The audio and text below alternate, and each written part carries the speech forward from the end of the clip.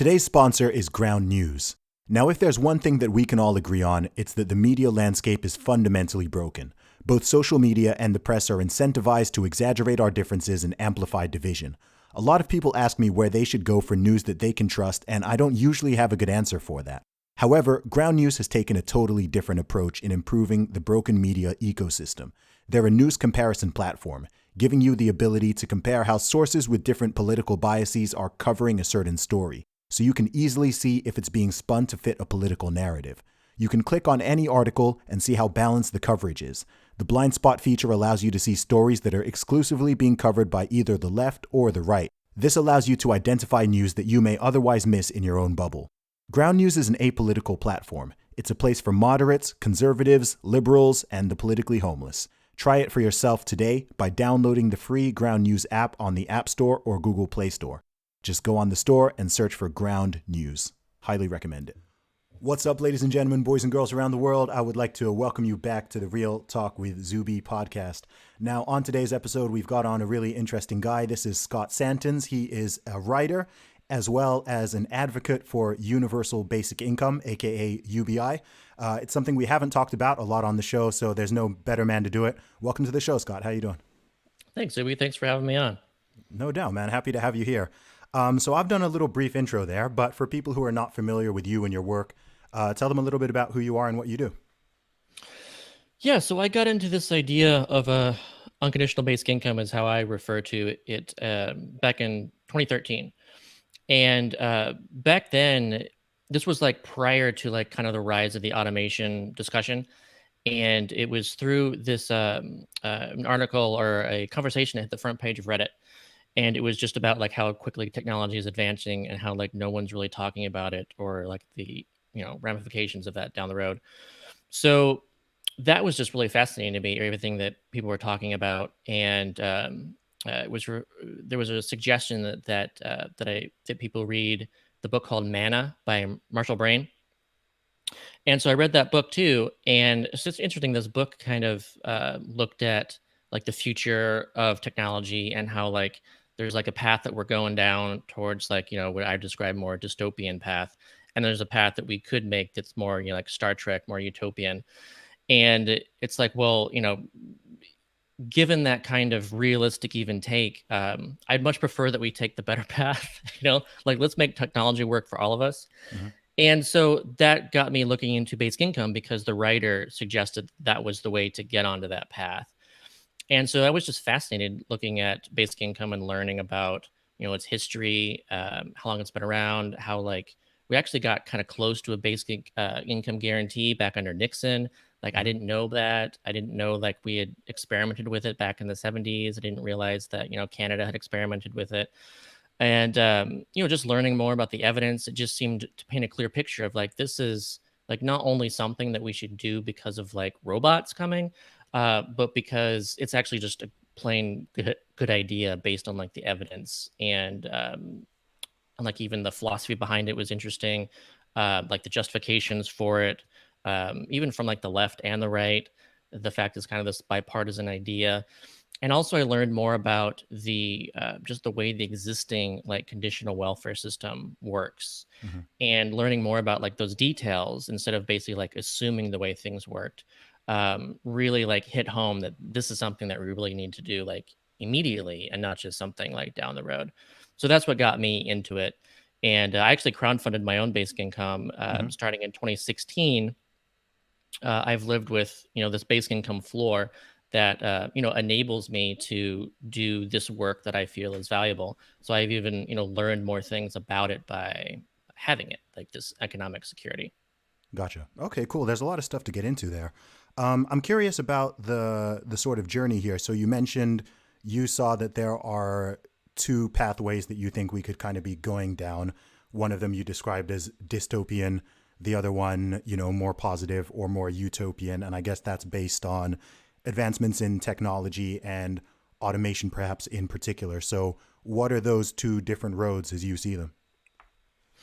Yeah, it's interesting too how Stephen Hawking basically described it as the same way, where we've got all this technology, and it's interesting. Like we're twice as productive as we were in the 1970s, Okay. And based on like that rise in productivity, like Sorry, you'd think what's that measured in, out of curiosity? it's measured in GDP, like per hours worked, and Okay. so we're doing more with less over time. And so you'd think that we can either be working half as much and consuming just as much as we were in the 70s, or Mhm. we could be consuming twice as much and working just as much as we did in the 70s, or some, mix thereof. Mhm. But that's not the way that it worked out. The way that it worked out is all this productivity growth went to like the top 1% and was not shared, with the rest of the country. And this is true, country after country, not just in the US. So the question is, as we grow more productive, who benefits from that? Mhm. And UBI is a way of directly basically providing a dividend, like a productivity dividend, to everyone in a country, um, instead of letting that growth flow only to the top like it has been. Okay. When you say the growth is flowing only to the top, I mean, I know, of course, there are disparities and there's obviously there's inequalities in absolutely everything, right? But how accurate is that? I mean, I guess it depends on how far back we're going, right? Because certainly the sort of base level of living for people, not just in the USA, all over the world, has come up very, very significantly over the past few decades. I guess by some measures, certainly in many countries, the gap between, say, the top 0.1% or 1%, and the person at the bottom has grown. But in terms of less people, I mean, we live in a time where less people than ever before are living in poverty. Well, at least the last year may have changed that very slightly, temporarily. But I think before this, just, factually, the average person alive, whether in their USA, UK, China, Africa, wherever, they're generally in a better position than they were a couple decades ago. So I just want to be clear Sure. on what is meant by that. Yeah. Yeah. So between countries, inequality has actually been decreasing. And Okay. you're correct. Like, as we measure inequality and poverty, that's been, like, from a global perspective, been getting better. Mhm. Within countries is a different picture where inequality has been increasing. And in fact, in the US, despite poverty rising, because inequality has risen, then actually extreme poverty has been rising in the US. So that's just kind of a result of like this increased inequality. Okay. Um, Between what time frame are we talking here? oh, decades. It's really you've really seen a lot of this post 70s. So like they call it the great decoupling is one way of looking at this, which is prior to 1974, Hmm. incomes actually rose with productivity. Hmm. So as workers were more productive, they got a higher income. Yeah. And then starting around 1974, then that decoupled and basically flattened, adjusted for inflation, Hmm. whereas productivity continued to rise.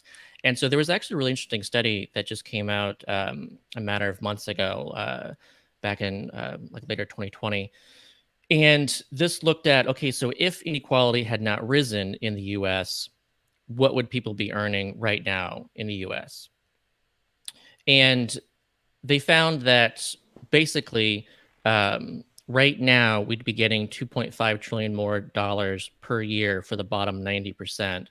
and that if someone who'd been earning, say, $30,000 in 1974, they'd be earning like $60,000. Someone who Hmm. was earning $50,000 would be earning $100,000, and that's adjusted for inflation too. So over time, there's $50 trillion worth that flowed to the top 1% that Hmm. would have otherwise flowed to the bottom 90%. So that's Okay. like kind of gives you just a picture of just to what degree inequality has essentially robbed most of the country from the benefits of rising productivity. Okay. So we're probably going to have a split on this one, but in your mind, because I want to understand your own perspective here, because I'm someone I have very, very little concern about inequality. I think it's totally natural. I have concerns about poverty, however. I think that, there's people out there who are earning 10,000, I don't know, probably 100,000 times as much money as I earn. But to me, that's not an issue, right? It's if there are people who are in poverty, and, homelessness obviously is an issue if people can't afford food, if people can't afford, general living, then that's one thing. But I've always been a little bit puzzled and confused by when people focus all the time on the gap and the inequality rather than poverty itself, if you see what I mean. Sure. Yeah. So what's your biggest concern around the inequality aspect? Yeah, so there's a couple things, or a few different things that's important about inequality, and so from like an economic sense, and this is like stuff that's out there from the IMF, from the World Bank. This isn't like some extreme position, but you see that there's basically like a sweet spot for inequality, where as measured by the Gini index, Mm-hmm. GINI is how it's referred to, where you go from like maximum inequality and maximum equality. There's like a sweet spot where that's where like the most economic growth happens. Mm-hmm. So more inequality than that, you're actually going to be hurting the amount of economic growth that happens. And so in the US, we're at too high of inequality for that. Like because we've let inequality grow. And again, so Mm-hmm. I'm not saying that we shouldn't be unequal. It's just that had we not let inequality increase from what already existed back in the 70s, then we actually, as a country, would have created more wealth even beyond what we did. So we're actually kind of holding ourselves back by this high inequality. Okay, And go so ahead. that's just like from an economic perspective. Mm-hmm. But also there's physical effects. So there's social effects from high inequality. And so you see that like as one example, when it comes to like gun violence, that's associated pretty closely with the amount of inequality in the society. And when it comes to like other kinds of violence and crime, then it's not affected by inequality. I'd say it's more like by poverty. Mm-hmm. So there's like crime that's poverty related and crime that's inequality related. So again, you want to not have too much inequality, or else you're going to have those problems that you wouldn't otherwise be having to the degree that you're having them in a high inequality situation. Mm-hmm. So there's a lot of like, health reasons why it's good to reduce inequality and not just say purely economic reasons. And then there's also political reasons. So we know that when inequality gets to be to such degrees it is right now, then you've got, say, billionaires who can influence politics and elections in like major ways, like the Mm-hmm. Koch brothers have. And if you want to avoid those, like, first of all, you need to have better systems in place for democracy that kind of avoid that kind of thing. But also it's just kind of a natural outcome of when inequality has risen to such a degree that you're creating extremely powerful people that just have more influence. Mm. But so okay, so I think this is a philosophical aspect here because how can that be dealt with in a way that is ethical? I've never heard a solution for this inequality problem per se that to me is not highly unethical. Of course, you've got people who are full on eat the rich, tax the rich, whatever, billionaires shouldn't exist and so on and so forth, which, I'm very much in the free market capitalist mindset and always have been. And I have big major ethical issues when it comes to this whole idea of, okay, let's jack the rich and redistribute their wealth amongst other Sure. people. Like I think most people who are more conservative leaning, libertarian leaning, certainly just have a clear ethical issue with that whole notion of redistribution by force, essentially. So is that the only way in various forms that that's sort of feasible, or is there another way?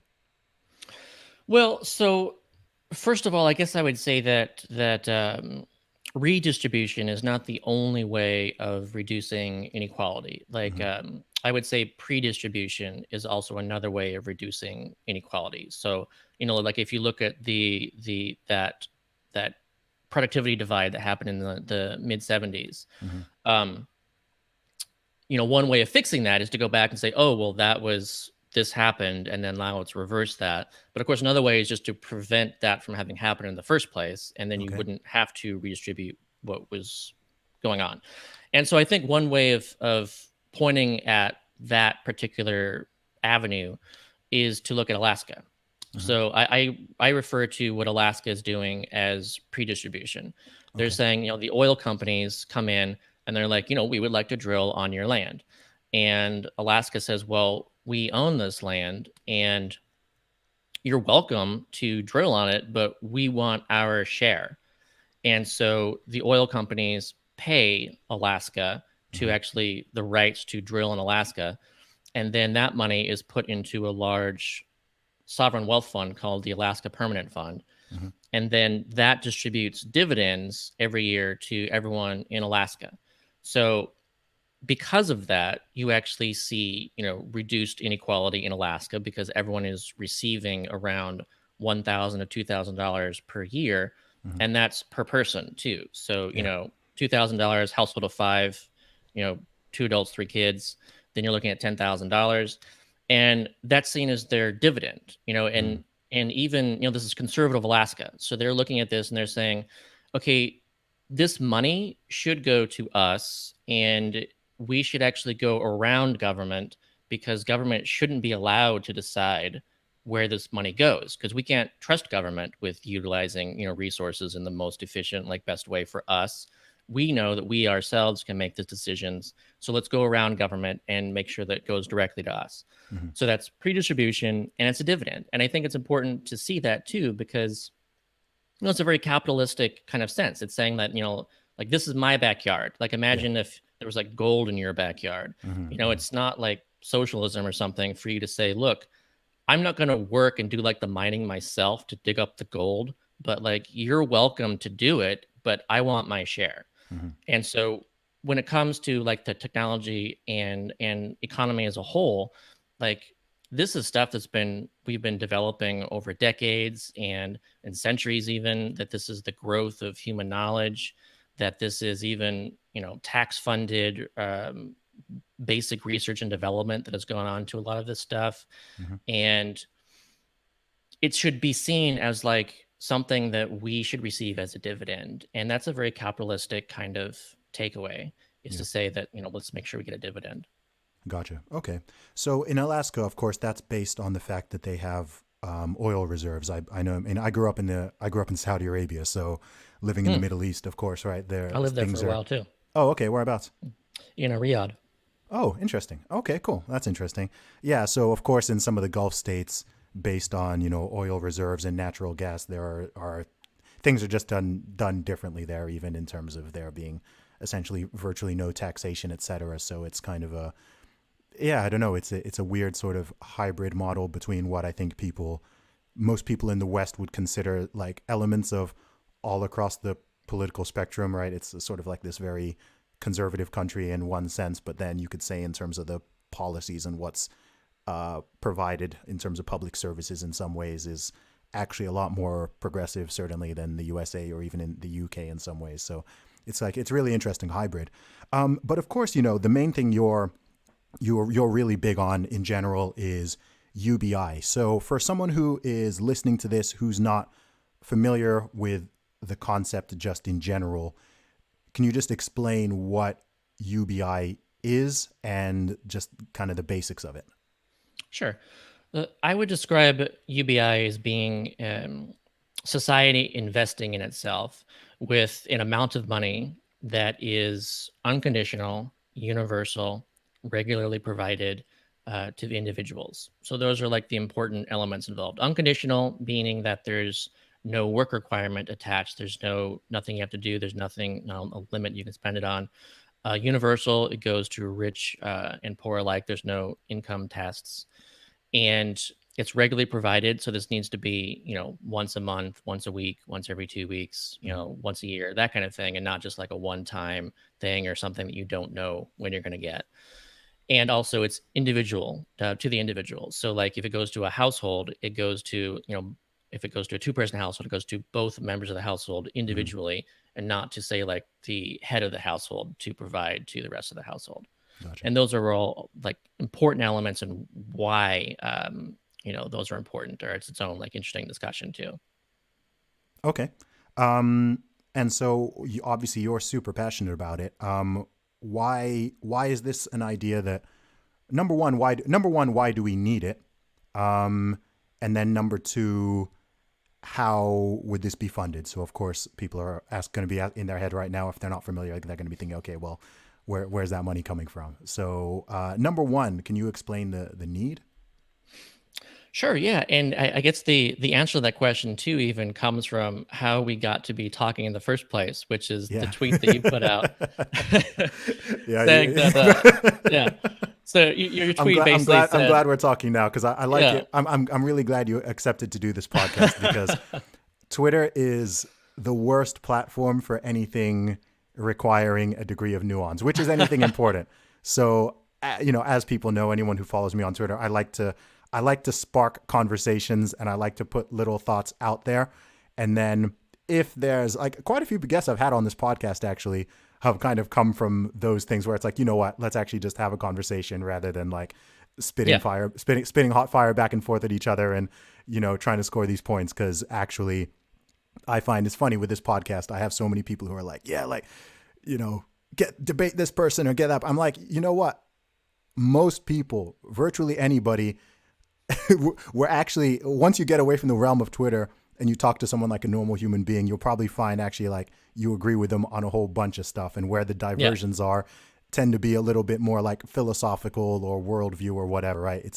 It's rarely the case that, okay, like this person is just like a horrible person and this person's like a great person, and so like they're clashing on this, which is kind of how people try to boil things down on social media, which I kind of saw happening, and I was like, you know what, if you want to come on the show, like, let's talk, because we haven't spoken about this. So firstly, I appreciate you and I respect you actually coming on, because I have had people be like, okay, I'll do it, and then they go radio silent and they never do it and whatever. So, and I've even had people be like, yeah, you should get more people who have got more kind of like progressive views on it. What I'm like, dude, I've reached out to people, but like they'll be like, no, I won't do it, or they'll say they will and then they never will, etc. So it's an interesting conversation. But yeah, carry on. Yeah, yeah, and also to your credit too, I mean, the reverse has been true for me Mm, when, someone says like, "Oh, let's come on my show and we'll talk about it," and then, it doesn't end up happening. yeah, So, it's great that you actually followed through and that now we're here. That's awesome. yeah, Um, so yeah, it goes back to that Twitter, that the tweet that you had out, and I don't know if you want to just describe what you said, or yeah, I sure, just yeah. So the I said that after this past year. So I said something. I can't remember the exact wording. I said something along the lines of, "I've always thought that UBI is a bad idea, but after this past year, I think yeah, it's an even worse idea." And then you right, right, said right. like, you basically said in less kind words that it was the worst take of the year. So Yeah, yeah. And so when I say that too, it wasn't only talking about you. It's a take that I've heard from other people too, and I think like that particular take is like really the wrong take to take from the year that we just went through. okay, go ahead, Um, explain. yeah. So before the pandemic even hit, like again, part of the reason I feel so strong about UBI is because of learning about like the details of the way like the actual system currently works. And like before the pandemic even hit, like as one example, unemployment insurance, as far as reaching the amount of people who are unemployed, so 28% of the unemployed were receiving unemployment income. And that Okay. was before the pandemic. So that's already like 20% that's leaving out the overwhelming majority of the unemployed. Hmm. And so then the pandemic hits. And so, Congress is all like, what are we going to do? What are we going to do? And the unemployment system is actually, it varies by state. This is basically like over, 53 Mm. departments that are all handling this thing. And so, some states are far worse than others. As an example, too, like Florida before the pandemic even hit, they were so bad. And they designed it that way too, because they want people to not file for unemployment. Mm. And they want to, essentially punish people into getting back to work. And so that rate was 12%. So 12% of the unemployed in Florida prior to the pandemic were receiving unemployment income. Okay. And So, just to be clear, would 100% of them be entitled to it in theory? well, so in theory, I think we would say that if you're unemployed, then you should be receiving income that enables you to survive and to get the next job. And now Okay. there are also, there are, say, expiration dates that are fairly common. So you Mm-hmm. say that, okay, well, let's make sure that someone can receive unemployment income for, a year or something. Mm-hmm. And then after that, then it expires, Yeah. and then, they find a job before that ends. Mm-hmm. But again, there's variety within that span. So like, again, Florida was like one of the shortest amounts of time before kicking people off, which is why that rate was so low. Okay. And of course, they also designed their websites to be like so difficult that you couldn't really apply well, and people got fed up with it and just like didn't apply. Yeah. So when the pandemic hit, then all of a sudden you had like tens of millions of people suddenly unemployed, and you had, these systems that just were not built for it. And like, to their credit, I think it worked out well. They did that they did this flat income boost here in the U.S. That went, it was like a federal boost nationwide, six hundred Mm-hmm. dollars per week, just to cover everybody. And it's like, we got to get this done quickly. Let's Mm-hmm. just do this.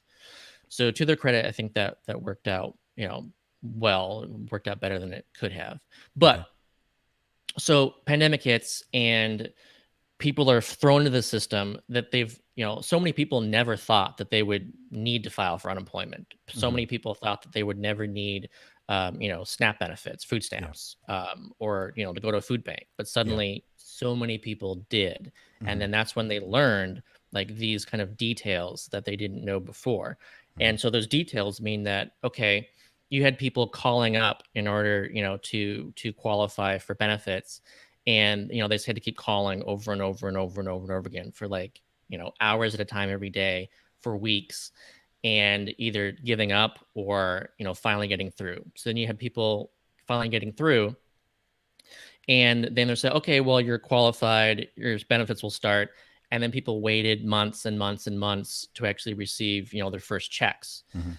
And, to this day, like, we're over a year now out since March hit, and so many people lost their jobs, Yeah. and people are still waiting. Some people are still waiting for their unemployment who have said that they've been improved.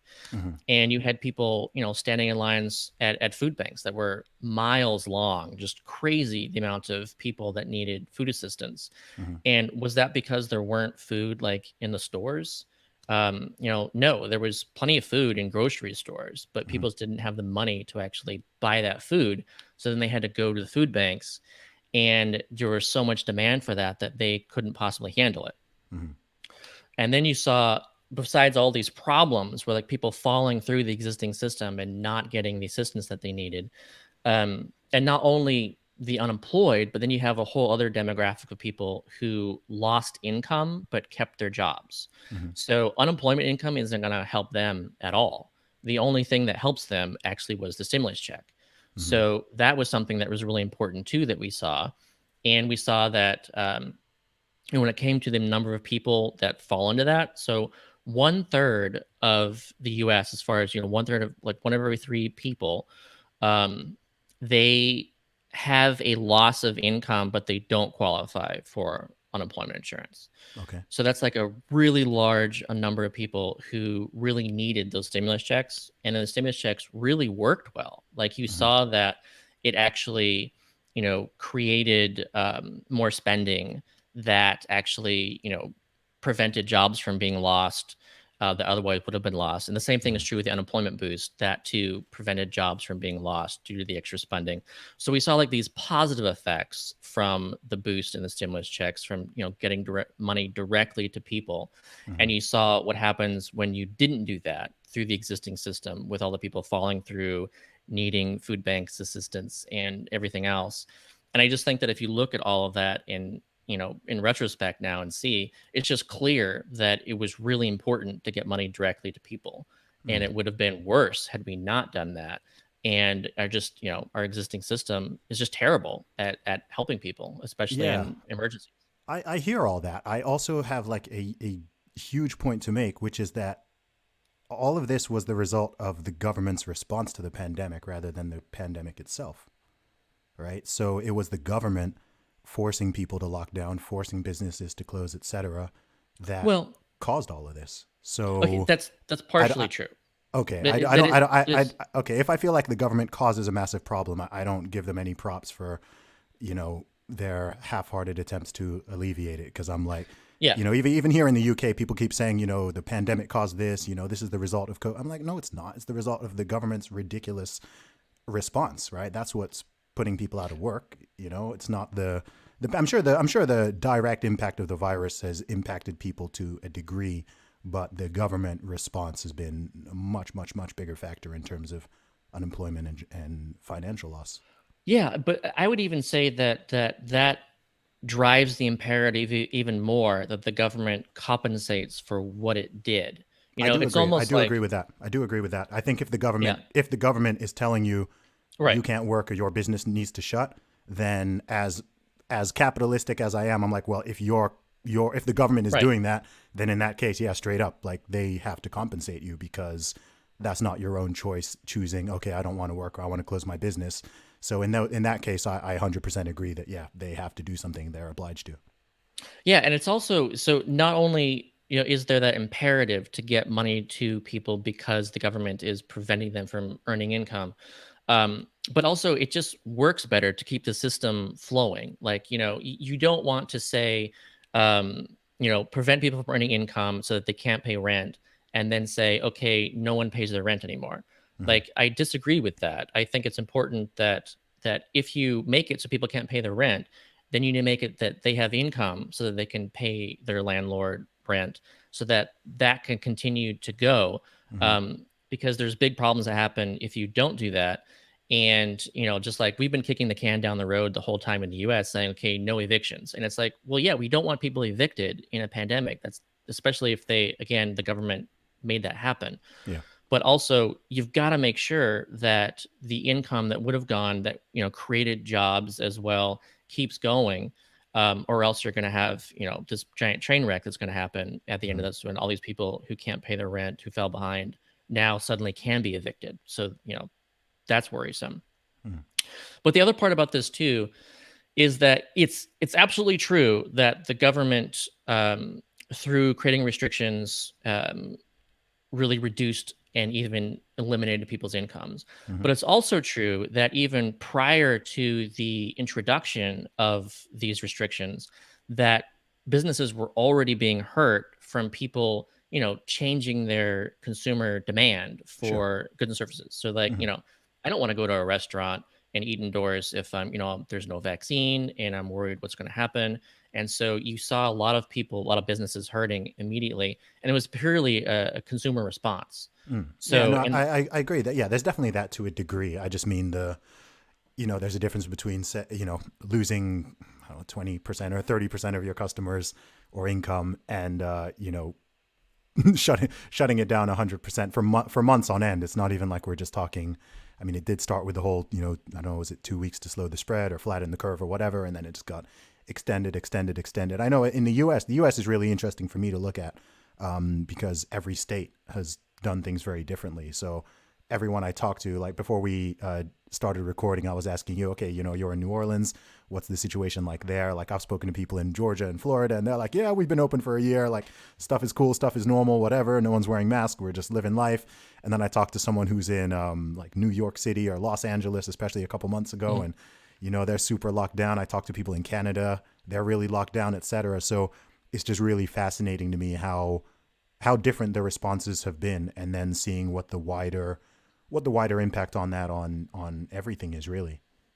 Yeah, and yeah, that's true. There's a lot of variety out there. I just think it's important that we, recognize that there's multiple aspects to what caused, businesses to hurt. Mm-hmm. And I would say that, on the one hand, with government being responsible for those restrictions, then government owes people income because of that. Agreed. And on the other hand, even if the government doesn't have anything to do with that, because it's consumers pulling back their demand Mm-hmm. based on, fear of a pandemic, Mm-hmm. then we actually still want people to get money so that they can spend it in other ways that would usually be more expensive. Like, for Mm-hmm. example, when it comes to restaurants here in New Orleans, we're a big restaurant city, and, huge service sector, Mm-hmm. service industry city.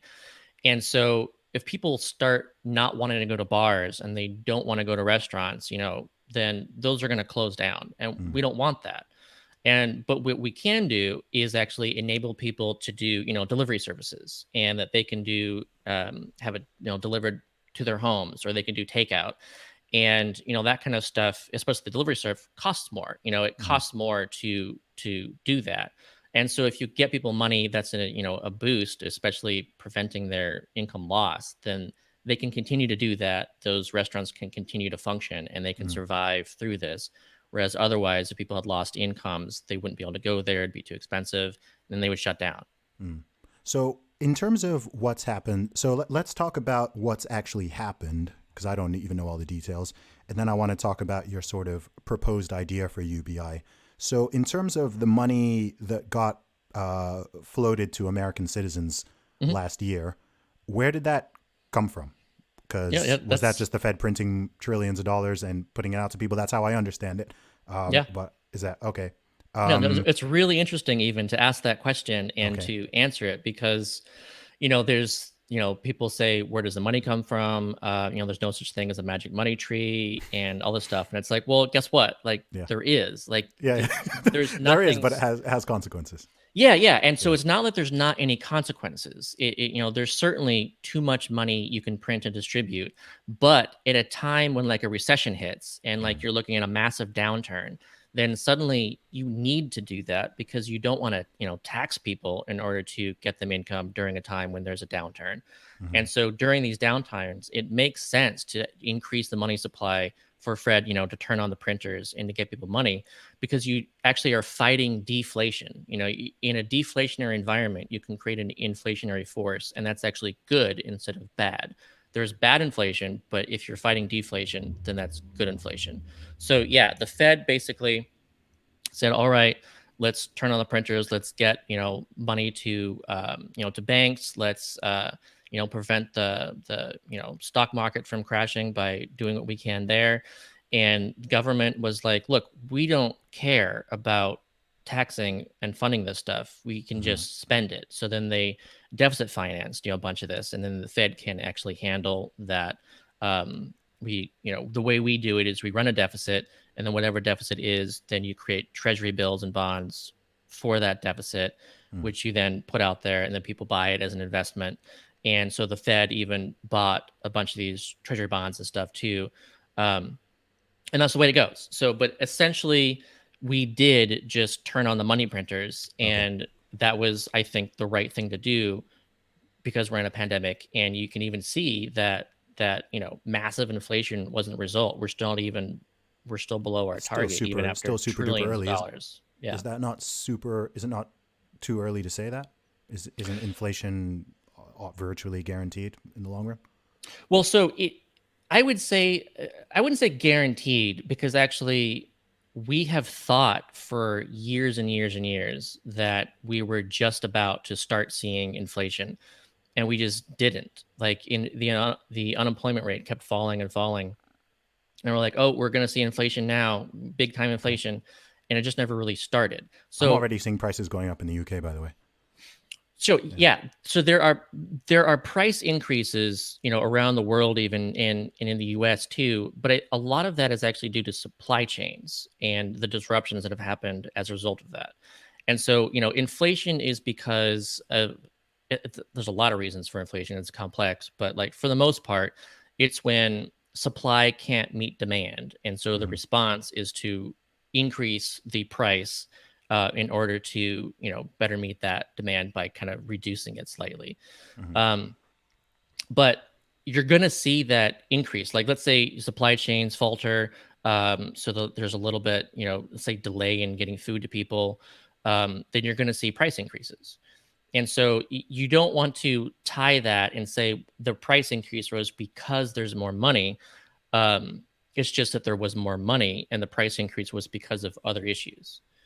And so I think that's just important to look at all the different reasons how prices could increase and why they're increasing, mm-hmm. and not just because there's more money. Like, But you know, that is a gigantic reason, surely, right? I mean, if you print, I don't know how many trillions they printed last year, well, but if you okay. do that, especially with people not providing as much actual work and labor, then it seems a given basic economics that that's going to cause inflation via increased money supply.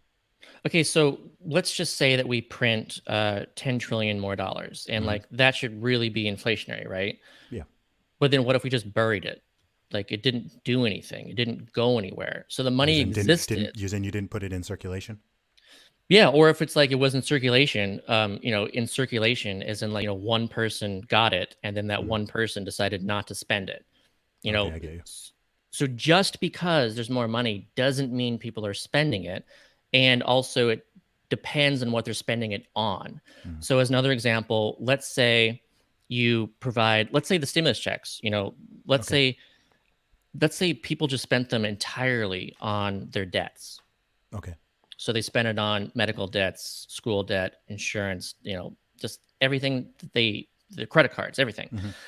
And so, what is the result of that? What happens? Well, there's no inflationary impact at all. In fact, there's a deflationary impact because actually, when you pay off a debt, you're actually reducing the money supply. So, the only way to actually, increase a price for something is if that's being spent on something that a limited number of people want. Mm. But when you're paying off a debt, you know, there's nothing that people are, trying to get. There's no limit there. Mm. And so there's just no impact. So again, there's depending on how people spend their money, is you're going to see different effects on prices in different areas. I get that. Yeah, I get that. Okay. I'm curious to learn about so UBI as a general concept. Obviously, you're a strong advocate for. You're saying this is something that should be implemented in the U.S.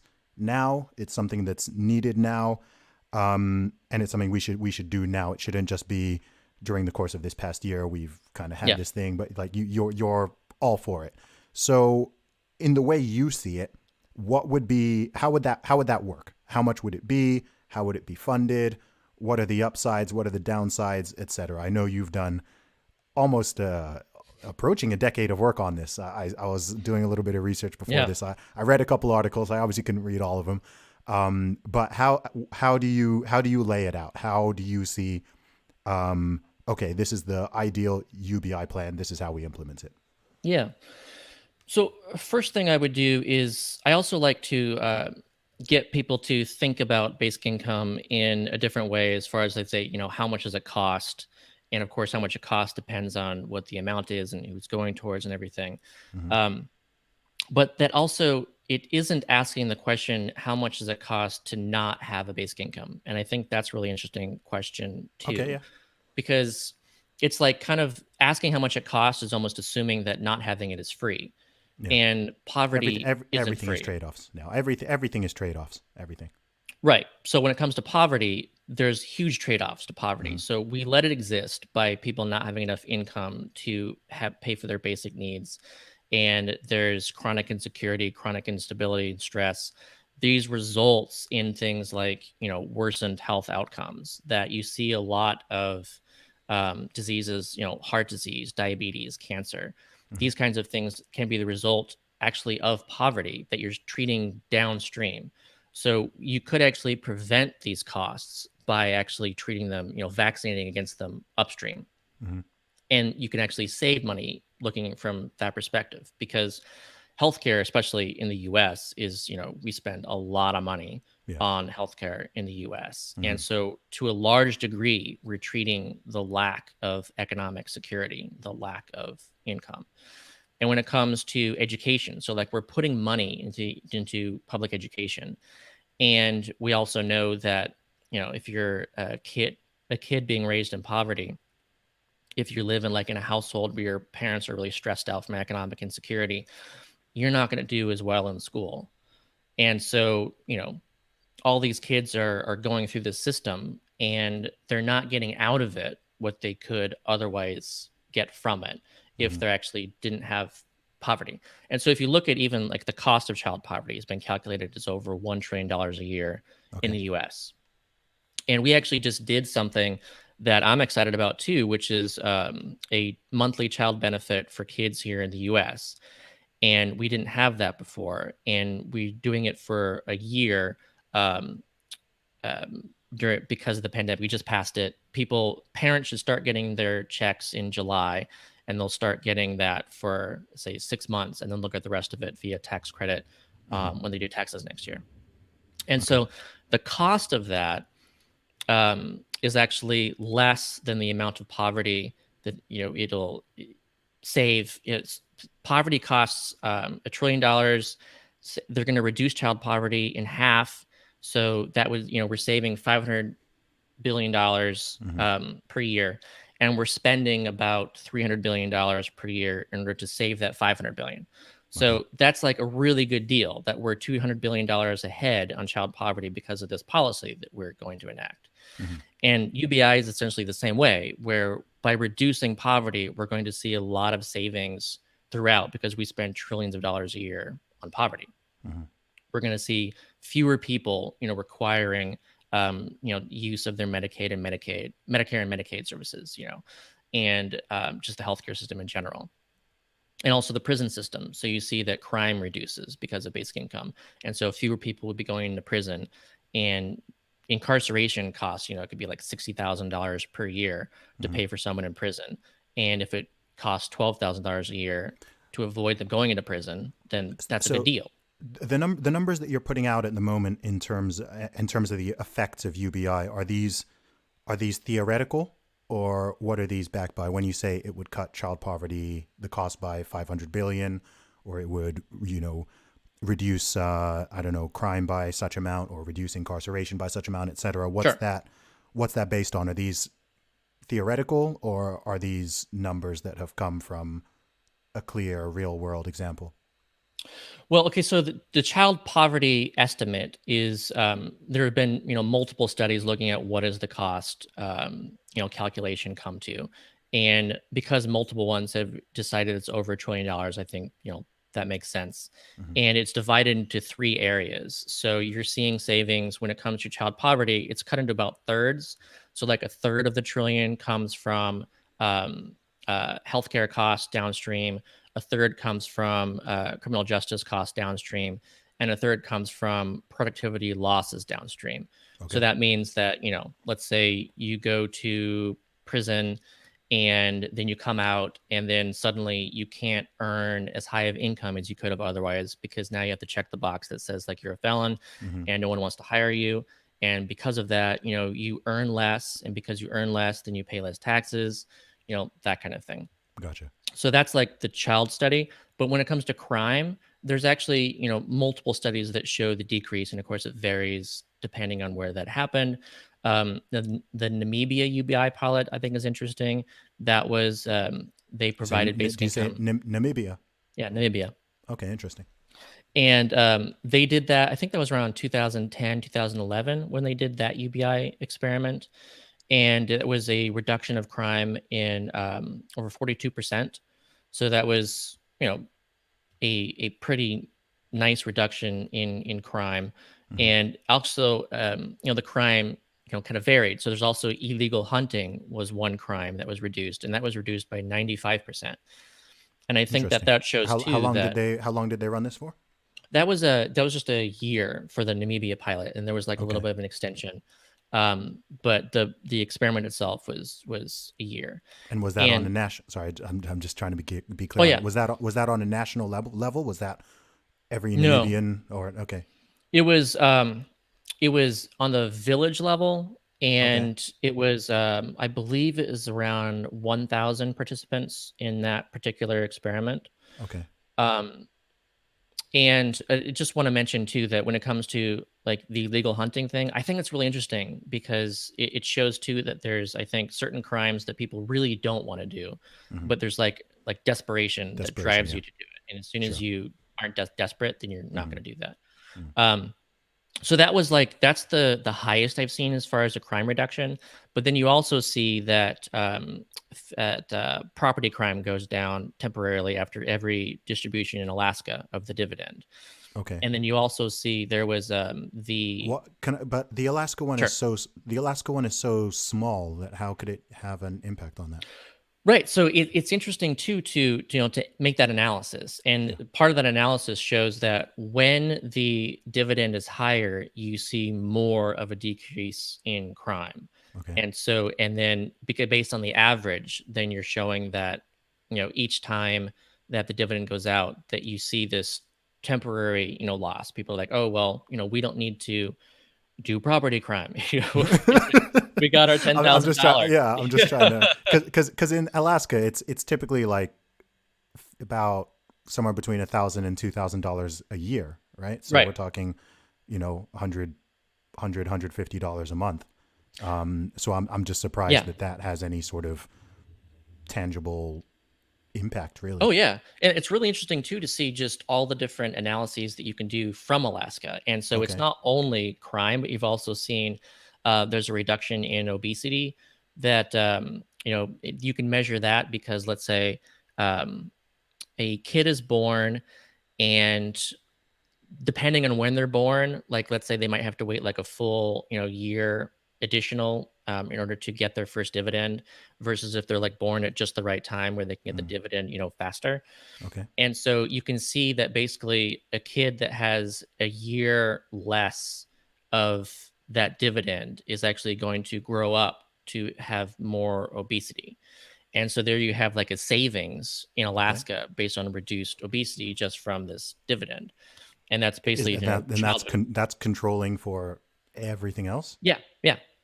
Okay. This And I'm taking yeah, everything you're saying. I'm just kind of some of it I am kind of like, huh, really? Like no, that it's surprises me. I'm just yeah, it's really yeah. interesting to Okay. look into stuff that you may not expect. Okay. Another one is they looked at, of course, at work effect, and the work effect because the dividend means that when it comes to full time employees, they're going to do a little bit less work per year because of the dividend. Hmm. And but because people spend the dividend, then that creates these additional jobs, which people who are unemployed are able to find and take. Hmm. Then therefore they earn income. And so, it actually evens out. It's actually a neutral impact on full time employment in Alaska. And Okay. yet it actually is a 17% increase on part time employment. Interesting. And so that I think is really interesting to see that, provided this dividend, it actually helps people or, inspires them or something to get part-time work where they wouldn't otherwise do that. Gotcha. So for the U.S. As a whole country, because obviously this is something you advocate across the board for the whole country, Mhm. how would that work? How much would it be, and how would that be funded? Yeah, I think that it's an effective starting point in the US just to aim for the elimination of poverty as we define it. Okay. That's where I would like to start. That I think that's a How is great it defined discussion. actually in the U.S.? So right now it's right around $1,100 per month would be Okay. ending poverty. It's a little bit less than that. So Hmm. when I talk about starting what we should start at, I like $1,200 right now Okay. because that would go slightly above, and there's variance across the country. But I just want to make sure that we create this floor underneath everyone that's actually above what we call the poverty line. And so Hmm. we can have this debate over, what is poverty, how much actually should people get, and whatever. Yeah. And that's a good discussion to have. But I think that we already have defined it. And so let's just start there and Sure. say that people should have enough that they have their basic needs covered, that they can afford just the bare minimum of, eating, sleeping indoors, having clothing, cell phone, like these kind of what their basics Yeah. Yeah. now. And that's your starting point. And then Okay. you can actually any amount of employment income you earn actually adds to that, Hmm. which is not true at all with the existing system. With the existing system, if you're receiving benefits for being unemployed or having low income Hmm. and then you earn income, you lose those. Yeah. Yeah. Yeah. So That the this existing welfare thing has that's a whole nother conversation. I think it's probably worth saying yeah. actually, given the way we even started having this conversation, I think it's probably worth saying that I think some aspects of UBI certainly strike me as better as the current. Like if it were Yeah. if it were like, okay, this is a replacement for the way the way the current sort of whole, I don't know, the whole welfare system. I don't know all the ins and outs of how it is even in the UK, let alone the US. But it seems very messy and complicated, disincentivizes people, creates perverse incentives where it's better Mhm. to not work rather than it is to work, so on and so forth. So although of course I have my skepticism around UBI for a bunch of reasons, which funnily enough I haven't actually mentioned yet. I do think, yeah, it does strike me from what I know of it. It does strike me as better than the nonsense that's currently going on. Oh yeah, yeah. And so these are inherent problems with a means tested system. Okay. Like as long as you only get something if you meet these certain qualifications, then Hmm. as soon as you don't meet those qualifications, then you're going to be disincentivized to do Exactly. whatever doesn't meet those qualifications. Hmm. So when you have this floor, then suddenly you remove all of those disincentives. And not only is that true for what we call welfare programs and benefits, but it's also true for these things in the tax code that we don't consider as being welfare because they're like tax credits, Hmm. subsidies, and these kinds of things that we consider to be its own thing, and it's totally different. But it's interesting how, like, in the US we have like our housing assistance programs, Hmm. and there's actually less that we spend on those welfare programs than we do to actually help people afford houses if you're in like the middle class.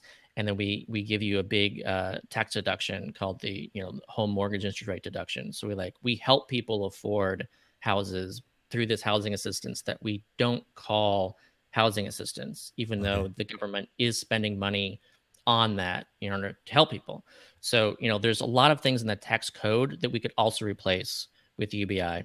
Okay. And I think that we should, because we should simplify the tax code. We should simplify this benefit system as long as we have this floor underneath us. And then, build on top of it what makes sense to have on top of it, and don't have stuff on top of it that doesn't make sense. As one example, like I think disability makes sense to have on top of the floor, Okay. because people with disabilities just need more because they have disabilities. They're not able to work in the way the able people are. Hmm. That's a conditional program that makes sense to have on top of it, I think. Okay. And then when you have like senior pensions, like maybe that should still exist on top of it, but maybe you don't need as much, like, because the existing senior pensions are built for a system that doesn't have UBI. So let's say, you're wanting seniors to get, $2,000 per month is what they're getting, right now or something. Okay. And then we introduce UBI. And so you can do that and say, let's say 1,200 UBI plus 800 for a senior pension. Hmm. And that would be, the exact same thing as what they're doing, but then you're simplifying the system in a way that I think would be effective. I get you. Okay. So where's this money coming from, Scott? Yeah, so I think there's a lot of different ways to go about this. And again, part of it should be through existing welfare programs. Part of it should be through existing tax expenditures that can already cover a lot. So in the US, we actually spend $1.5 trillion dollars a year on tax expenditures, and we're spending almost $1 trillion a year on what we call welfare. Okay. Sorry. And so When you say tax expenditures, what exactly does that mean? I just want So to be tax clear. expenditures are all your tax subsidies, tax Okay. deductions. These programs for the tax code that we don't really call it, what it is. So like in the Gotcha. U.S., one of them is the Earned Income Tax Credit, which is a wage subsidy. We say that if you have low income, then we're going to directly increase your income because you're employed, and we're going to do it through the tax code. Okay.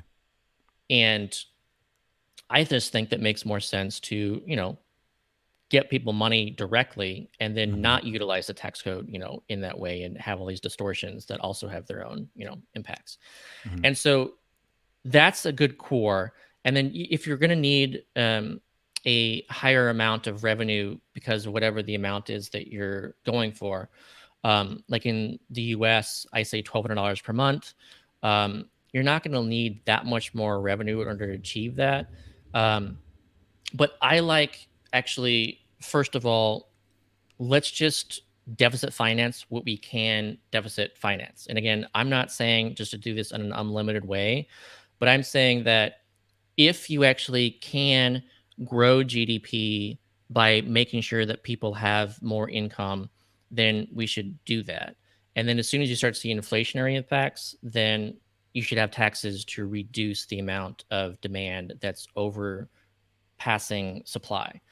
So part of it, I think, should be deficit financed. Part of it should be financed by your reform of the existing system. Hmm. And then whatever taxes that we should do, we should do the taxes because they themselves make sense. So I think carbon tax is something that makes sense. It's something that, hey, let's incentivize people to reduce their carbon footprint. And because you actually have that UBI, then you're not, hurting people in a way that you usually would if you were just to introduce a carbon tax. So I think that makes sense. I think things like, especially on the local level, like land Hmm. value taxation makes sense because if you have a land value tax, then you're actually incentivizing again um, people to develop undeveloped stuff. Like it doesn't make sense to keep a vacant house that's like crumbling that you're just sitting on, waiting for the property to raise in price, Hmm. and then you sell it. Like it doesn't. It's not productive to do that. Like let's actually make it so that there's an incentive for people to develop these properties, and let's also recognize that when it comes to what creates land value, it's Hmm. actually people. It's the public services around it. So tax funding is actually making values of property rise. So let's make sure that people get a dividend from this like increase in property value that's happening. And that was actually Milton Friedman's favorite tax, just as an Okay. aside. And I think that's interesting on its own. Sure. um, but also, let's say another thing too is when any UBI that you fund, the cost is the net cost and not the gross cost. And Hmm. so I don't just mean that the savings from like poverty and crime and stuff. I mean like if you provide someone $1,000 and then you increase their incomes by increase their taxes by $500 in some Hmm. fashion, then they're receiving $500. So you're not actually paying for them to get 1,000; they're getting 500. So what you have to do is you have to subtract out what is being received from the UBI and whatever increase there is in taxes.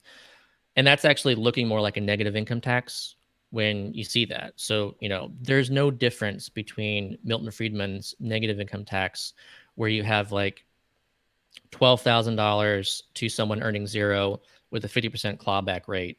That's the Hmm. same thing as having a $12,000 UBI with a 50% flat income tax. And so, whatever tax you attach to it is going to change the net cost in a way that you're actually, it's just not as expensive as people think it is. Hmm. And also, like, How I like expensive? the How way, expensive would it be in total? So if you were to do your proposed idea of the sure. 1,200 across the entire USA, I'm sure you've probably done the maths on this already. How much does that work out to per year? So, if you look at the like $12,000 plan Mm. and you want to make it like as cheap as possible, and at the same time, if you wanted to really simplify it down just to get an idea Hmm. of, let's say, resource requirements, if you do a 12,000 UBI with a 40% flat income tax, as in, here in the US, the max rate is, well, it was 39 and now it's below that. And they're looking to increase it to that. Hmm. But it's like around 40% max. And then you get lower as you earn less. Hmm.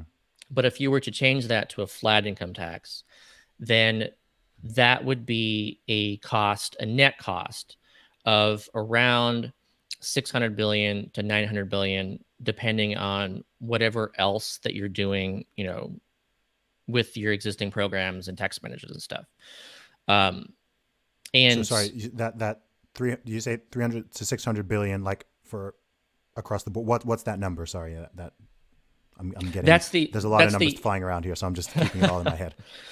yeah, that's the increase in tax. That would be a effective tax increase. And Okay. so when I say effective tax increase too, there's kind of a difference between marginal tax and effective tax. So Hmm. like let's say you have a marginal tax rate because you're very high income Yeah. Yeah. of 35%, but Hmm. you're actually not paying 35%. You're paying more like, say, 20%. Yeah. Yeah. And if you measure that out, you basically would see like a 10% increase in taxes Okay. um, on that. And that's not even the way I would recommend to do it, but I think it's a way of easily kind of understanding what the tax increase required would be. And Okay. so, yeah, it's just like basically a 10% income or 10% tax boost on, like, say, the top 10%. And then you could effectively pay the net difference for that. But Okay. again, I don't prefer to do it that way. I prefer to do it in other ways that don't focus as much on, income taxes. Taxing the rich. Yeah. Um, okay. I mean, like, I don't think on this podcast, I think the numbers are going to get too, the numbers are too complicated to figure out here. But I'd like to. This is definitely something I want to like look into in more detail, because there's a it's really what I wanted to get you on, because you've been looking at this for many years. But of course, one big question with this is, so I think there's a couple sort of obvious questions, which I know I think on your own website you've kind of got an FAQ where I believe some of these are even covered. I think the number one thing that sort of strikes people immediately is, okay, what about inflation, right? If everyone's earning this much, why wouldn't landlords, shop owners, etc., just Mhm. put up the prices on everything, given they know everyone's got an extra 12 grand a year to spend? So why don't we tackle that one? Sure. So, first of all, a competition still exists with UBI, Mm-hmm. and so it doesn't make any sense as a business owner to raise your prices just because you know someone has more More money. income, Mm. especially when you know that you have a competitor that's not going to do that. Mm. And you can even see this play out in Alaska every year, where Okay. every time the dividend goes out, you see what's called dividend sales across Alaska. So actually businesses lower their prices in order to attract all of this money that people have. You want Interesting. people to spend your money at your business, not Mm. someone else's business. Okay. So you try to entice them.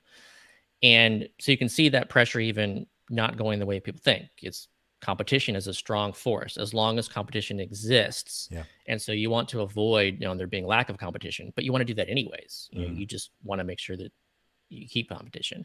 Yeah. And also, I would argue that competition is enhanced by basic income too, because we know also this is like a very common impact that entrepreneurship actually increases quite a bit, and Mm. this is over and over and over again. So in the Namibia experiment, it went up 301%, so it quadrupled as far as people starting up their own businesses. In the India pilot, uh, uh, those who received incomes, the villages that got the basic income, were 3 times as likely to start up a business Mm. than the control villages. And you just see this over and over where people utilize this income. How long was the India study? The India study was, I think that one was 2 years. 2 years. Yeah. Yeah. Because are there any studies that are like, because the thing with a lot of these studies is they're really everything I've heard sounds like it's really short term. Like I'm very curious to. I know like it's hard to do long term studies for obvious reasons. They take a long time by definition, but I'm really curious to see. Like there's so many things there are so many governmental policies or things that just happen in society, et cetera, where you really don't see the result for sometimes a whole generation down the line or multiple decades down the line, whether they're positive or negative, right? Something will happen back in the 1970s or the 1980s, and then in the 2020s, 2010s, 2020s, you're really starting to see, okay, what the impact on this was, right? You can, Mhm. if you, I mean, even talking about poverty and inequality, et cetera, I mean, you could look at the impact of certain welfare policies that were brought in place several decades ago in the USA, and then seeing, okay, what's the impact that this has actually had, not just on people's finances, but on overall society, right? On marriage rates, on the number of children being born outside of wedlock, and all the impacts that has on everything else downstream, et cetera. You can trace a lot of that back to certain policies, which I'm sure at the time, I'd like to think at least, were relatively well intentioned and maybe on paper sounded good, introducing certain welfare policies, but then they've just wreaked havoc on certain communities, especially.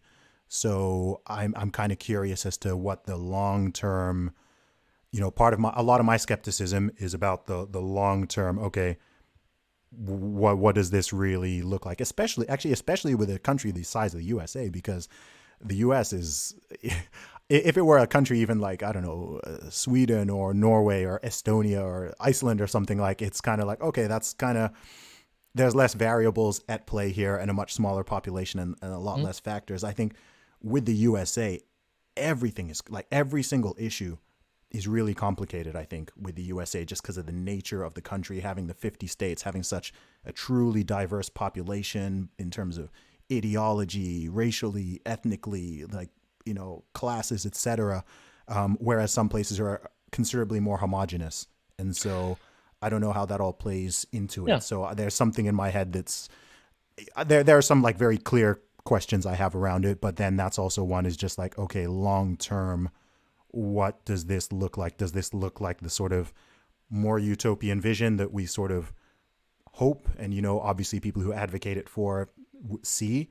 Or does this actually lead to something where it has a lot of unwanted effects and impacts on, the economy and people's health and well-being and all these other sort of things? Because I think when it comes to governmental policy, maybe this is why I'm more conservative, right? Is that I'm always kind of like, man, things can look good on paper and make sense on paper, but then you actually implement them and you get all these downstream impacts that you don't want.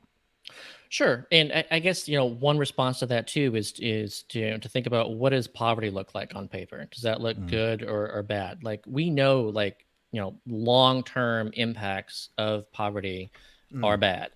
Agreed. And we know that these But do we know programs in the short this? term are Sorry, good. sorry to jump And in. so This might. Okay, no, okay, no, sorry. I don't want to cut you off. You carry on. So I just want there are long-term things that we can look at, and I absolutely think that, we should because sure, like it's very true to say that, something short-term can be different long-term. Mm-hmm. Um, when it comes to like before we were talking about food stamps. And so, I'm sorry, we're talking about entrepreneurship Mm-hmm. rates. Yeah. And so I would say if you look at like long-term kind of thing, we know that just the existence of the SNAP program, that itself actually increases entrepreneurship rates. So if you I'm not familiar with increase that. entrepreneurship rates in like in a long-term way with food stamps, then Mm-hmm. obviously if you give people cash instead of a food voucher, then Mm-hmm. you're going to see that impact too, because the outcome is through reduced risk. Your risk aversion actually causes a lot of people to not start up a business because they Yep, worry definitely. what'll happen if I Mm-hmm. fail. And so if you reduce that risk, then you're going to see more. And that you can tie those together as like a long-term thing. Mm-hmm. If you look at Alaska too, I mean that's been there since 1982. Yeah. And what are the effects? Well, again, we already discussed a lot of them, but I suggest to even just people look into that for themselves. Like, Mm-hmm. what have been the long-term effects? How happy are they with it? Um, as far as like since it's been since Mm-hmm. then. There's a natural experiment actually in the U.S. that I think is really interesting to this discussion too, that took place in North Carolina. And this happened in sort of 1995. And uh, like right before this happened, there was it was called the Great Smoky Mountain Study of Youth, where Mm-hmm. they were taking a group of kids who were living in poverty, and they wanted to basically do a long-term longitudinal study of like what are the impacts of growing up in poverty. So Okay. they had the full intention of what how are these kids doing when they're 20 years old. Mm-hmm. And right after they started that experiment or their study, um, a natural experiment occurred when the local Cherokee Nation started providing a dividend after opening up casino. And so suddenly, some of these kids' parents started receiving an income, without conditions. Mm-hmm. And so you had this natural experiment where you had kids whose parents didn't receive the dividend, and you had kids whose parents did. And what are the results long term of that? Mm-hmm. And very fascinating to see the multiple studies that have looked into this, like what happened to those kids. And you see that these kids, they had better educational outcomes, better health outcomes, they earned more income, just turned out like personality differences were positive. A lot of different interesting impacts. And another, like, really, this is the kind of thing that I don't, kind of assume or guess that Mm-hmm. as an impact. but it's that the kids grew up to actually vote more.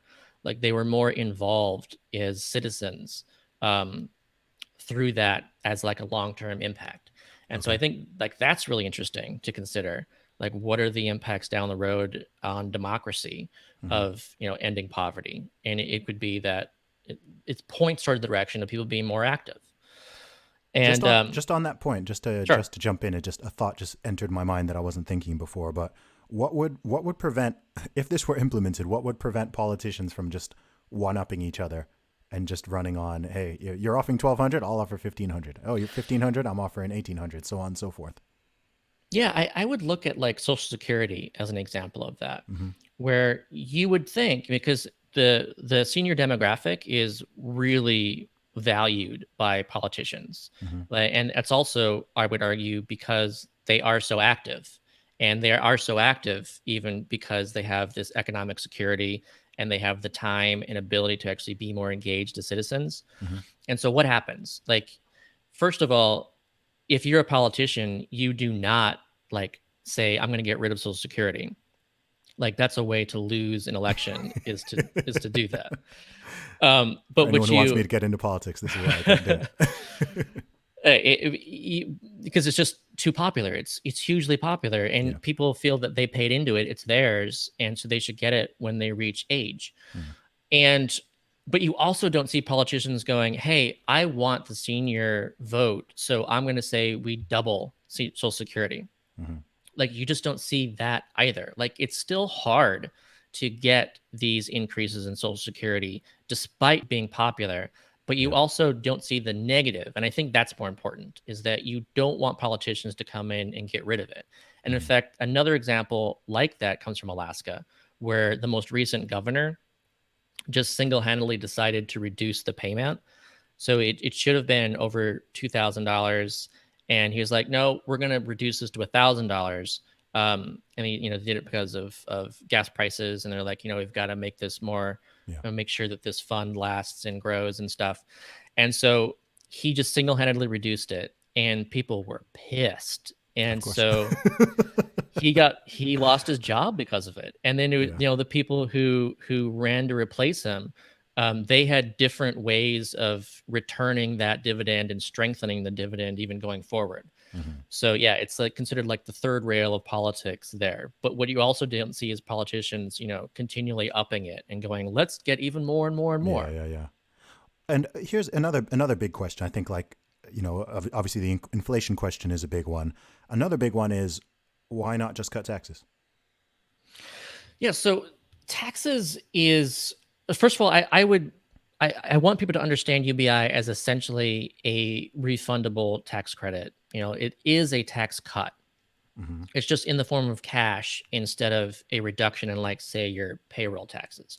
So it's, when you get a tax rebate, it's still your taxes that you're getting refunded. It's a tax cut, but it's just done differently. And there's value in doing that differently because again, if you provide everyone this, tax rebate, then that's when you don't need to do the stuff that you're doing right now, which has these perverse incentives when it comes to various welfare programs. Mm-hmm. So like if you just make sure that you do a universal like tax rebate, then you can replace those programs, and you don't have to do like separate things with the existing way of going about things.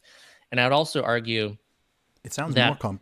Yeah, sorry, I don't mean to interrupt you. I'm just saying it sure. sounds more complicated to me Oh, than it's reducing taxes.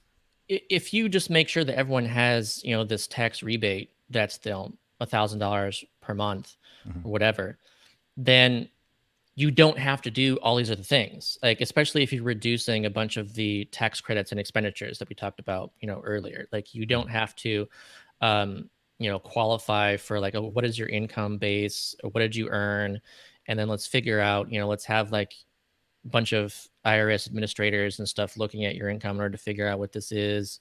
And okay, do you get the home mortgage interest deduction? No. Do you get the earned income tax credit? No. And like all that measurements and stuff goes away if you just make sure that people have this universal like national tax rebate first, Mm-hmm. and you'll have that simplification. And I would say that there's kind of a difference too, as in um, dividend versus stock selling.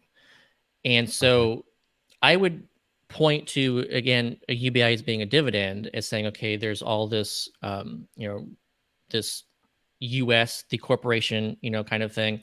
And our productivity is so great. Let's distribute this dividend. And if you own stock, you get a dividend because of it. If you do a tax cut, then you're reducing the amount of the actual, I would say, like, argue like the principal. So you're saying that, like, if you sell $1,000 of stock per month, then you would get $1,000 of income per month. But I would not argue as it being the exact same thing as a dividend, because you're actually reducing the amount of ownership that you have. Like, if you continually reduce the amount of tax revenue that there is, then you're going to reduce all these other things as well. And all those other things are helping create that productivity that you're getting the dividend from. So that's why I'd say, look, let's go ahead and reduce tax burdens, but the rebate is just the more efficient and more effective way of doing it. Interesting. Interesting. I don't know if I totally follow that. Well, And okay, I guess I here's okay, another yeah, go example. ahead. Go ahead. No, just here's another example that's interesting too, because we just saw it, like, Okay. again, through the pandemic. And we saw this argument where, like, Trump was saying, well, let's, do a payroll tax cut, Mhm. and help people through this time. Mhm. And so, okay, if you cut people's payroll taxes, then you are going to increase their checks, and that's good. Mhm. But you're only helping those people who are still receiving income because they're Mhm. employed. Mhm. And the loss of that, is all these other people who are unemployed and they're getting nothing. Mhm. And because they're getting nothing, then you're impacting the people who are, still paying payroll You're more concerned taxes. about the disparity. Well, and also, just economically speaking, you're Okay. not helping those people keep their jobs like you would be, if you're only cutting payroll taxes, because, Mhm. again, all those other people who aren't employed are going to impact those who are employed because they're unable to spend like they were. So then those jobs are shed. And now, sure, there's even fewer people paying payroll taxes because Mhm. there's even more people who are unemployed. And it's helping feed into the cycle of, like, continually reducing the amount of spending in the economy. Mhm. And so we know just from last year, it's more effective to do a stimulus check instead of a payroll tax cut, because, first of all, you reach everybody, and also it's more economically stimulative to get it all at once as well, instead of over time, like a payroll tax cut would have done. Mhm. Okay. Man, this is I'm actually kind of a little bit wary about the time because I think this is really like a multi-hour discussion, but from your own perspective, what are the foreseeable or genuine real world downsides to UBI? All right, I've obviously got my own concerns, as do a lot of other people, but as someone who advocates for it and Yeah. who's really, really looked into it in detail, what do you think are the downsides? Well, so first of all, I would describe my look at the downsides as differently. Like, I don't agree that certain downsides would be downsides, Okay. even if they were to exist. And so, like, work obviously is the most obvious thing to start and point to, because Mm-hmm. most people, like, the prime concern is people will work less. Yeah. If people work less, then suddenly all these other things happen that are bad, and people worry, what are the results of that? Mm-hmm. And so, first of all, I don't think that a free labor market is a free labor market if you're not really voluntarily choosing to sell your labor. I think that if you feel that you have to accept any job in order to survive, Mm-hmm. then that's just not a free market. And that in itself has its own impacts, meaning that if you can't refuse a job, then jobs can pay less. And Mm-hmm. then that has issues. If you can't refuse a job, then you're going to accept a job that may not be your best skills match for the Mm-hmm.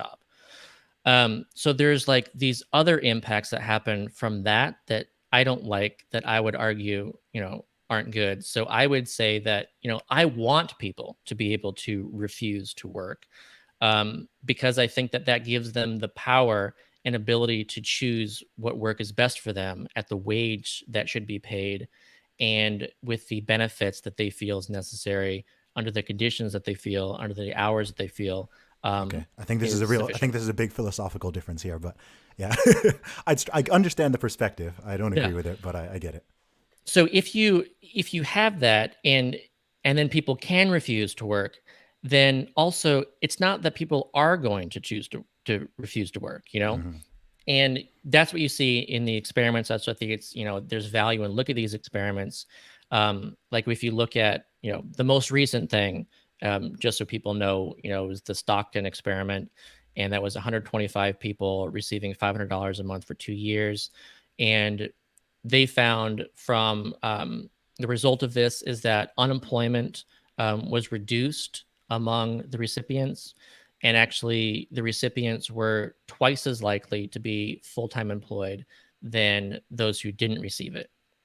And as one way, Unemployment was reduced. How so? What was the mechanism for that? unemployment was reduced, as in the mechanism, but theoretically, is that essentially it's like boots and with bootstraps. It's like you can't pull yourself up by bootstraps if you don't have any boots. Hmm. And so if you have $500 a month, that's not enough to like do nothing, but it is enough to actually help you find things to do. And as an example, like someone, let's say they had, and this was a real example, like they had a job that didn't pay very much. It was, a part-time job. They didn't really like, Hmm. low pay, but they couldn't afford to actually find a better job as long as they had that job. It's kind of like you're locked into it.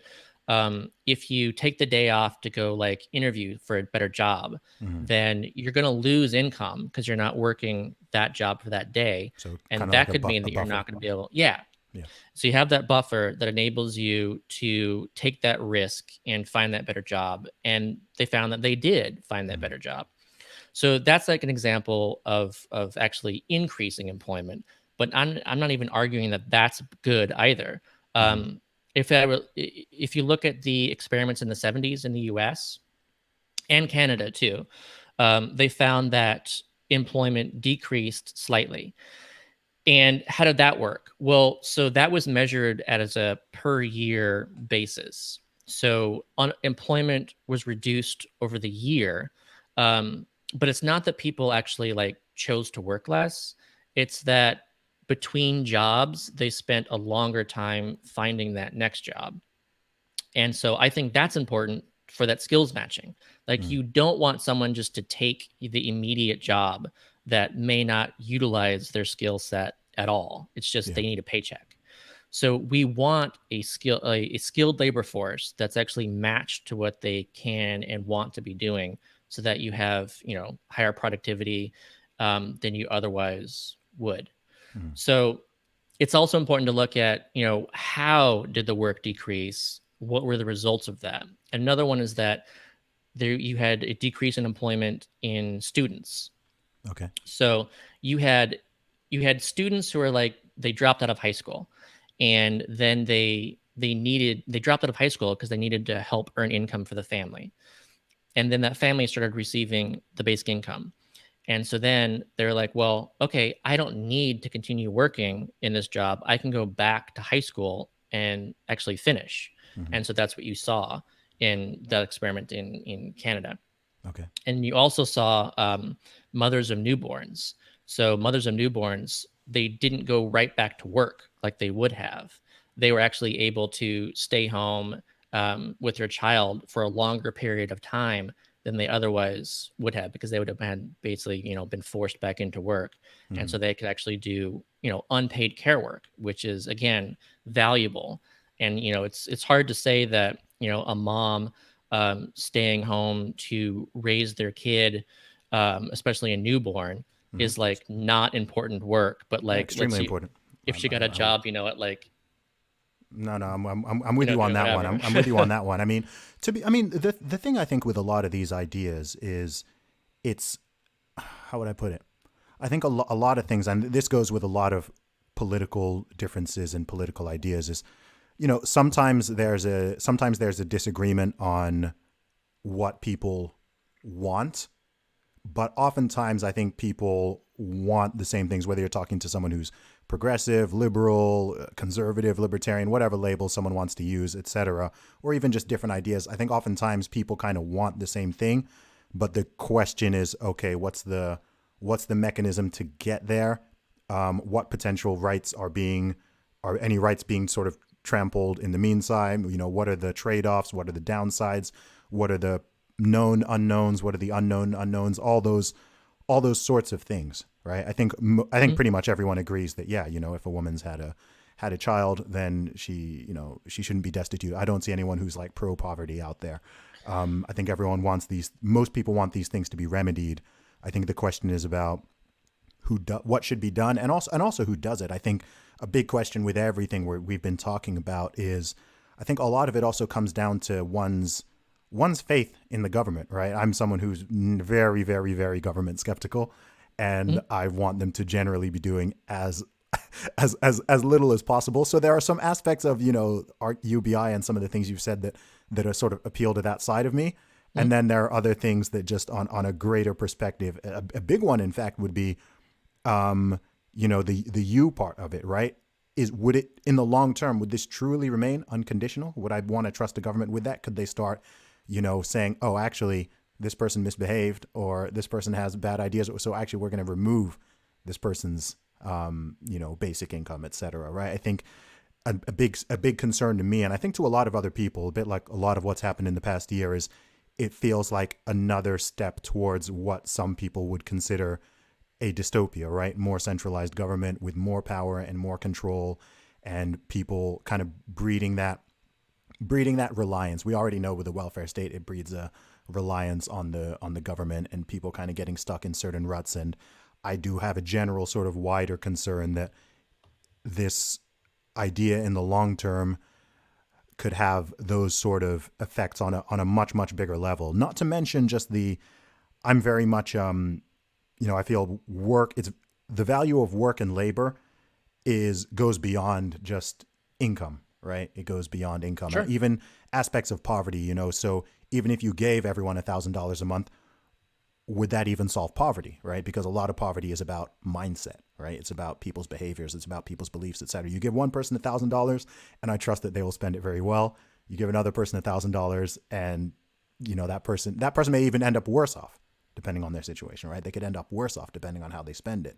So I think all of those are additional questions and concerns that myself and a lot of other people who are skeptical around ideas like UBI have. I think some people try to make it as simple as like, oh, you know, you want people to be poor, or you want, it's like, no, that's nonsense, right? It's just like, okay, what are all the factors here? What are the pros here, the cons? How is this funded? How much is it costing? Is it stepping on anybody's toes? What are the long-term effects? All that kind of stuff. I just think there's a whole lot of questions there. Yeah. So I guess like my first response is like, we can agree that people do often would agree on the same thing, and let's say they'll say that child poverty is bad, Sure. and say, oh, it's a universal, child poverty is bad. Yeah. And what was interesting is when you look at like the details of how people want to resolve that. And like as a clear example, I feel that's recent is that Mitt Romney proposed a universal child allowance here in the U.S. and I call it a basic income for kids. Okay. And that was his plan was fully universal, and it's you get it whether your parent is working or not. They get it whether their parent is earning poverty wage or is earning $100,000. It's universal, and it actually the way that he designed it was actually revenue neutral as well. So Okay. he replaced the child tax credit, TANF, which is a temporary assistance for needy families, which is like our family cash welfare program here in the U.S. And it actually would replace, say, a tax credit that is mostly goes towards the wealthier and also actually more towards, say, bluer states, because it goes, more towards high incomes as the tax credit. And so his proposal was revenue neutral, fully universal, and would cut child poverty by a third. Okay. And so you would think that everyone should be on board with that. And especially you would think Marco Rubio should be on board with that, because Marco Rubio has been pushing for an expansion of the child tax credit, for years now. It's like one of Mhm. his things he's known for is he's all about reducing child poverty.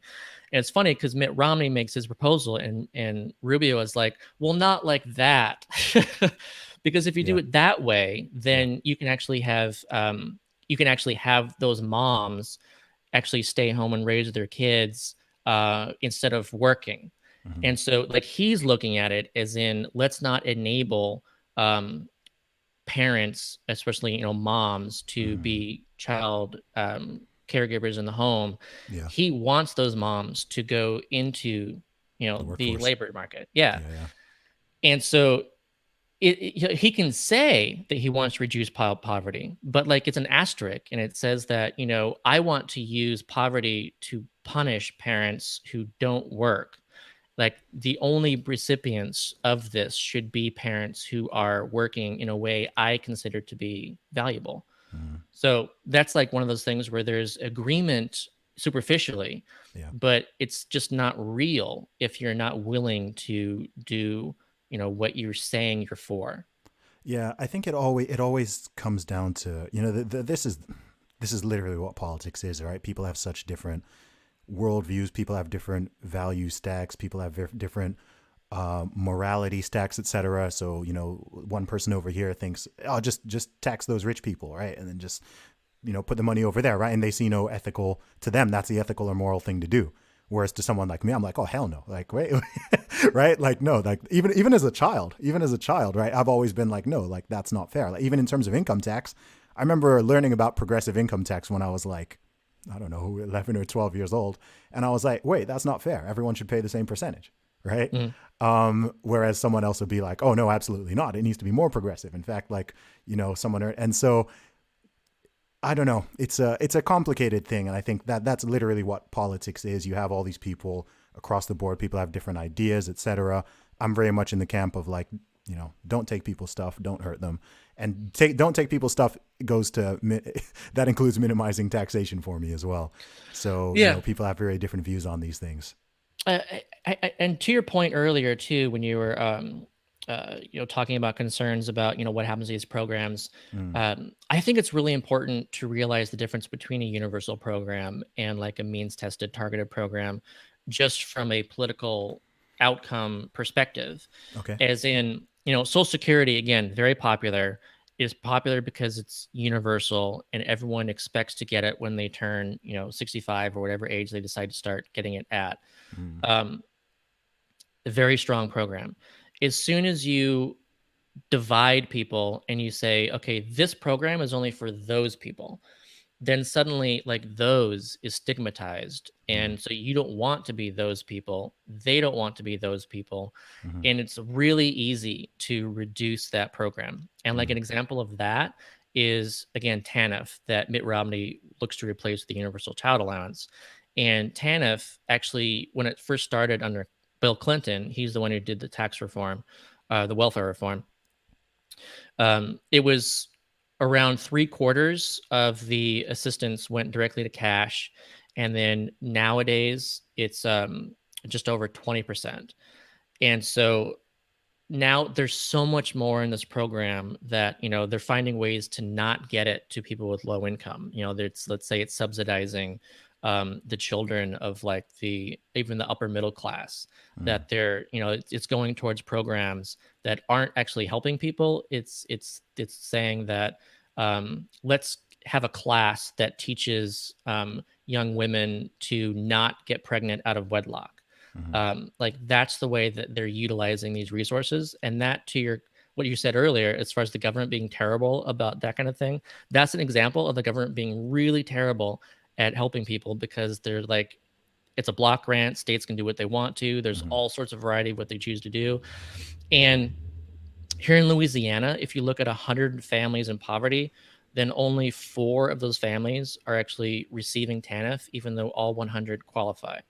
So Okay. it's, again, huge exclusionary impacts of this means tested conditional program. Mm. And then again, you have these problems where if you're receiving it, then you're disincentivized from whatever job might come your way, Yeah, yeah. depending on the details of that job. Mm. So strength comes from a universal program and weakness comes from these targeted programs. And so if we want to avoid the government like doing terrible things with the program over time, then Mm. the more universal it is, then the less likely it is to happen and the stronger that it'll be.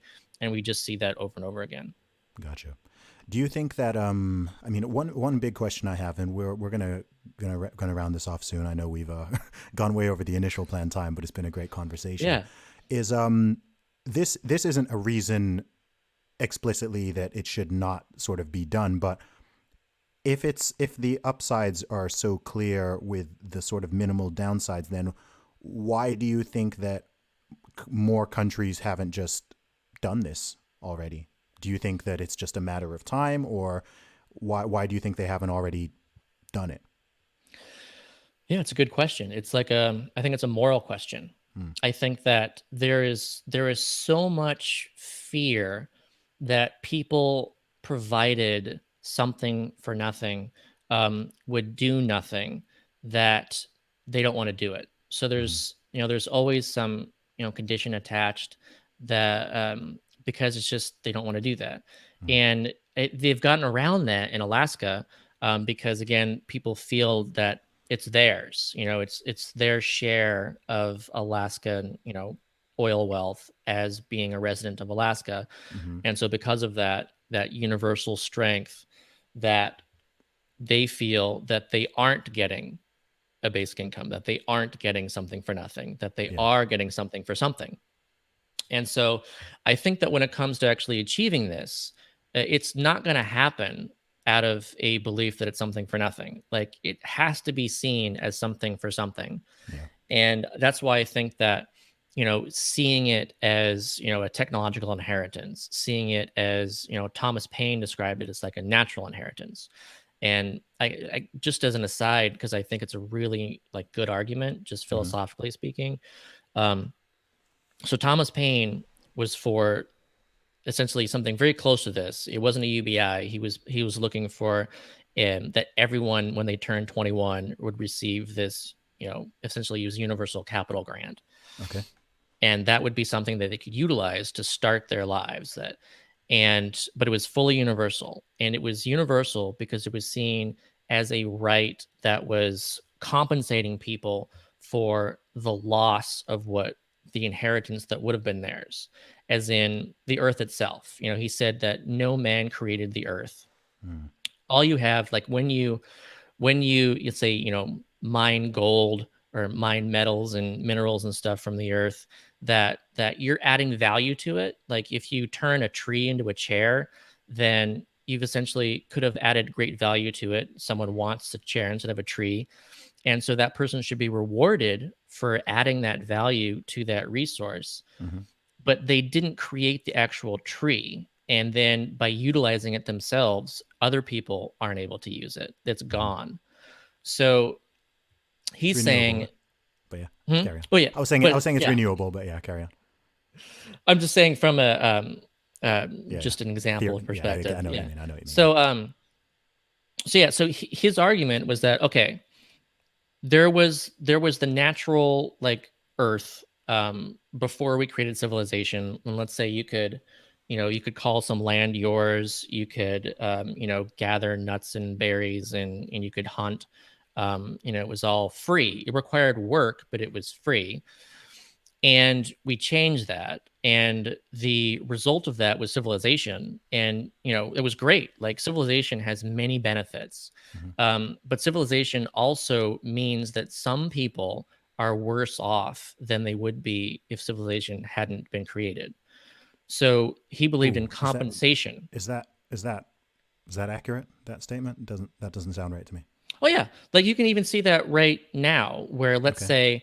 say, you can't just legally like claim some land as yours and start like farming and stuff and living off the land. Okay, I get what you mean. I get what you mean. Like you have to pay somebody, Yeah. but you didn't have to originally do that. Yeah. We Okay, I we get you. created that. Yeah. I get you. So he saw this as compensation for the loss of the commons, and that you should get that by at turning 21. It's fully universal, and that was your right as your natural inheritance. Yeah. So I think that when it comes to seeing things like that, like technological inheritance, natural inheritance, dividend from productivity, as automation increases, we should see that that automation should be benefiting all of us instead of just some.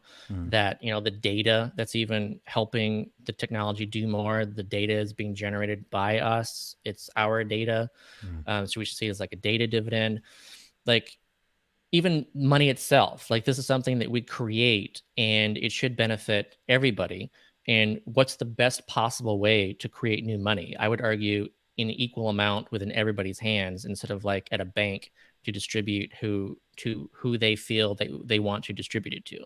Like there's lots of ways to look at UBI. It's something that should be seen as a right, should be seen as a dividend, should be seen as deserved. And if it's seen as welfare, that's not going to work because people just dislike that. Yeah. No, it's a really interesting idea, man. It's been a really fascinating conversation. I think we've got a lot of points of agreement, some points of disagreement, but that's always going to be the case. But I think you've done a fantastic job of explaining the concept and going into it in more detail, economically, practically, philosophically, than what most people would have heard. So I think it's a really valuable conversation. I think people are really going to appreciate this. So if people want to learn more, 100%, man. If people want to follow you or learn more about what you're doing, what's the best place for them to check out? Yeah, follow me on Twitter at Scott Santens, and I always I encourage people to check out my pinned thread, which is just like a giant ongoing thread of evidence as it comes out, because I think that going through that really helps paint a clearer picture of all the different impacts and reasons why it might make sense. And you can go to my blog too. You mentioned earlier the FAQ, and that's you can find it at scottsantens.com to really get into this at a deeper level, looking, reading various articles for various kind of angles. Awesome. Scott Santens, thank you very much for coming on the show, man. Really appreciate it. Thanks, Zuby. Thanks for having me. I'm glad to be able to have this discussion. No doubt, man. Take care. I do not scam. Put some respect on my name.